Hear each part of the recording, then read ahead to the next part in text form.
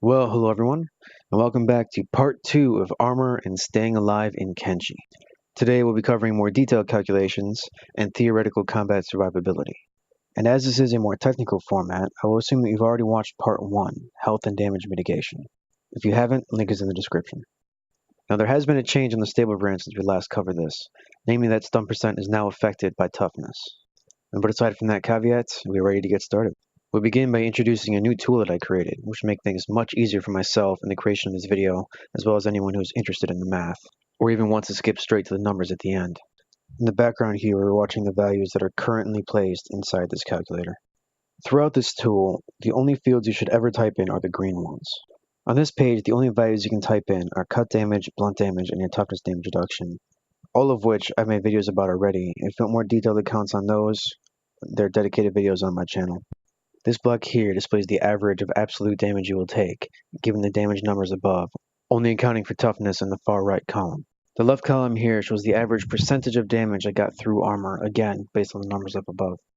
And on the right shows worst case, as in the bad luck solution. In any case, having smaller numbers throughout that entire table is better, as it is a representation of damage taken. Further, because of the beauty of mathematics, the average damage column reflects the weighting of the specified damage values above. Personally, I weight cut damage to be 4 times as dangerous as blunt, which is reflected in this example by setting cut damage to 80 and blunt to 20, a 4-to-1 ratio. This is important to remember as it will have effects further on in this demonstration. Down below are individual breakdowns by body part if you're interested. The EHP tab is the theoretical side of this calculator and where we will be spending most of our time. This draws on damage weighting and toughness values from the previous page, and relies on data straight out of the Forgotten Construction set to calculate your character's effective hit points. And here's a short tutorial on how to do that. In FCS, open up the Races tab, go to Groups. This opens up the Shek group, and then this is the individual Shek race. I'll see what I mean by that in a minute. So I'll pull this off to the side, Human group, Greenlander race, and there's your quick comparison. Sometimes you have to stretch the bounds a little bit to see the actual numbers. On the right side, under Combat Anatomy, is the hit points of each individual limb, and on the left side is the hit chance. These are weighted, but my calculator takes care of that for you. And back to that is the data page, which is a basic breakdown of the calculations, even though I will do a better job on this video. It also serves as a reference for terms used by the game and my calculator. And finally, we have the individual armor pages. There's a separate category for helmet, armor, pants, shirt, and boots, which is the order that things are calculated in, which is nice.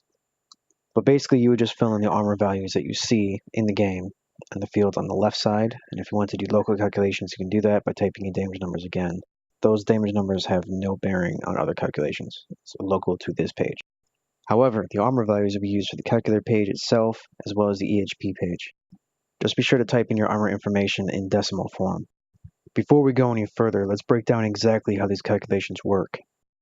This is the basic process that damage goes through with all the math removed. The damage is split into its cut and blunt components, which then pass through the relevant resistances and move on to the next layer. Blunt is a good example of the simple side of that solution. Cut follows the same process for anything that makes it through armor, while resisted cut damage goes through stun conversion, which ignores all further layers up to toughness. This is the order in which damage goes through its individual layer calculations. A good offhand rule of thumb is to say that the outside layers apply first for any given body part, and then your skin applies last. Taking these together shows us that for overlapping protection, the first layer's stun percent is the most important, as the incoming cut damage to further layers are already reduced by the cut resistance of prior layers, and thus the stun conversion is also reduced. But enough with the details, let's get to the part that you all came here for. We'll be back on the EHP panel, because we are primarily interested in the practical applications of armor theory, and this is what we're watching for. Now, the right way to read this table is that an average of 2,361 damage would have to be incoming to your character in general to bring your head down to 0 health points, while your chest and stomach stand at 4,500 and 4,300 respectively. Have you ever asked yourself why the right arm is so often the least likely to be injured? This is why. It clocks in at a staggering 9,860 EHP, more than the chest and stomach combined, largely due to the low relative hit chance. Think of effective hit points as your all-purpose expected performance. But averages can only get you so far, which is why we also have the worst-case scenario here. For example, the worst-case scenario for the head is that every single attack targets the head and ignores every possible layer, resulting in only 295 required damage to KO. while the chest stands at 995 due to better protections, layering, and less stun conversion.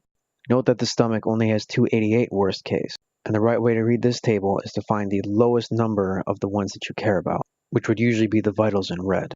And these values are for a basic human character at maximum protection and 82 toughness. So let's compare this to a typical scout build, one that doesn't hamper its characters with athletics penalties or combat speed reductions.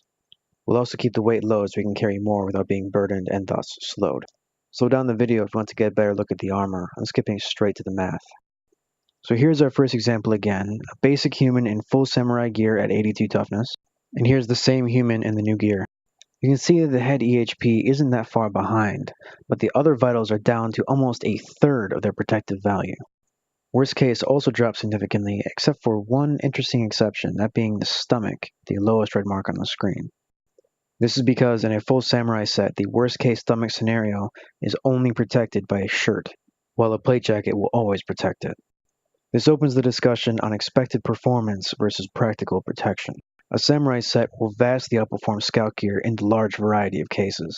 However, taking gear with 100% coverage provides more reliable protection. There is no definitive answer to this question. Instead, you'll have to make this decision for each character you have based upon their role and your preferences. And finally, there is one more layer to this puzzle, and that would be race. Each race has its own hit point values and hit chances for individual limbs and vitals. As an example, here is comparing our Shek Samurai to a human with the same equipment and stats.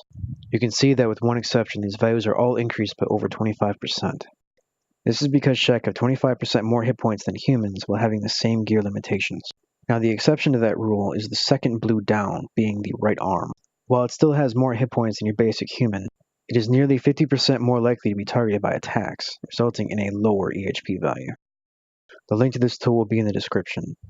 I encourage you to do these calculations with your own characters and see what kind of protection values you actually have. In the background now is some starter game gear that I typically end up wearing, if you'd like to compare those to the ones previously in this video. And just a tip if you're looking to compare things, blackened chainmail is by far the best undershirt you can have. And of course, you wouldn't want your Stealth Master ninjas to be weighed down by heavy plate armor either. It's important to keep your character's limitations in check, and balance protection against their other needs. Well, I hope I informed you all well enough to conquer Kenshi with renewed efficiency, and I will see you all next time. This is Terminarch out.